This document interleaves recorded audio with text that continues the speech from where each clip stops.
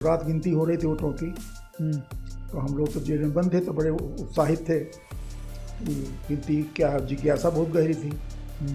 तो हमने एक वो ट्रांजिस्टर छोटा वाला मंगा रखा था जेल में, तो कमर ओढ़े में उस ट्रांजिस्टर को भीतर लिए न्यूज़ सुन रहा था।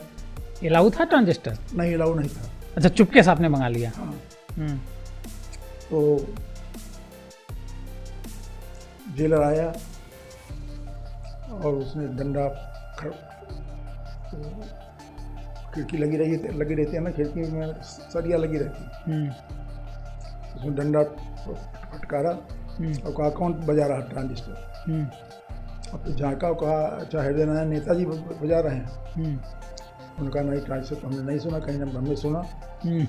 बहस हो गई। उन्होंने कहा दोबारा अगर हमने सुना मैं डंडा कर दूंगा। उन्होंने कहा, तो चले गए। मैं फिर सुनने लगा। फिर वो आए, तो हमने कहा भाई तुमको अगर यही लग रहा है कि हमारे पास ट्रांजिस्टर है तो बैरक खोलो। बैरक रात में जब बंद हो जाती है तो शाम को तो खुलती नहीं, नियम। अच्छा, ये नियम है। अच्छा, फिर बीच में खोला तो रात में नहीं खुलती है। हाँ, कि बवाल हो जाएगा, कोई दूसरी घटना हो जाए, सवेरे खुलती। हमने कहा सवेरे मिलना फिर।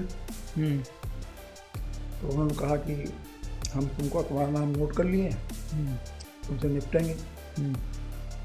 ये ने कहा, और आधा घंटे बाद फिर आया वो। तो हमने कहा आप क्या हुआ? अपना खिड़की के पास बैठा था। तो कह रहे पंडित जी बधाई आपको, अब तो आप कल सवेरे छूट रहे हैं और आपकी सरकार बनने जा रही। तो हमने कहा 5 मिनट में अब से मान्यवर में हो गया।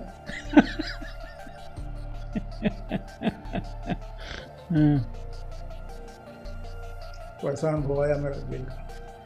तो जब जेल से आप छूट करके आए तो बीजेपी और जो जनसंघ की जो सरकार बनी थी, जनता पार्टी और जनसंघ की मिल करके सरकार बनी थी, तो उसने आपको कॉग्निजेंस लिया?